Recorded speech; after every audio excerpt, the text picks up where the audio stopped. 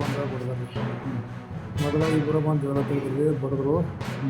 ಹಿಂದಿಂದ ಯಾಕೆ ಹೊಡಿತೀನಿ ನಾನು ದಾಮಲ್ಲ ಅವ್ರಿಗೆ ಮಗನ ನಿಮ್ಗೆ ನೋಡ್ತೀವಿ ಅಂದವ್ರ ಒಂದು 20 ಮಂದಿ ಬಂದ್ರಿ. ಬಂದು ನಾವು ಒಟ್ಟ ಬಡ್ಲಿಕ್ಕೆ ಚಾಲು ಮಾಡಿದ್ರು.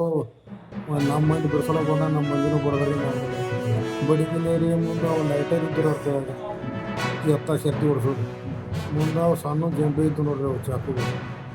ಈಗ ಬಡಿಗಿಲೇ ಬಡ್ದಾರೆ. ನಾವು ಚಾಕು ಇಲ್ಲಿ ಎತ್ತಿದ್ರಿ. ನಮ್ಮ ನಮ್ಗೆ ತಿಳಿಯೋರು ನಮ್ಮ ಔಷಧ ಮಗ ಓಡಿ ಬಂದ ಅವನು ತಿಳಿ ಹೊಡೆದ್ರಿ. ನನಗೆ ಇಲ್ಲಿ ಗಾಡಿ ಹೊಡೆದ್ರಿ ಕೆಳಗೆ ಬಿದ್ದೀನಿ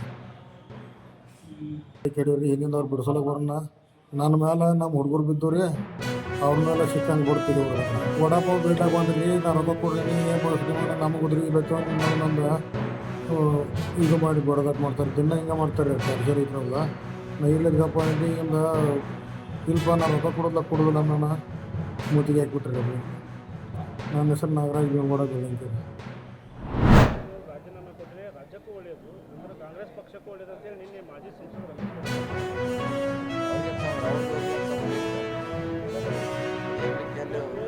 ಅವಕಾಶ ಕೊಡಬೇಕು.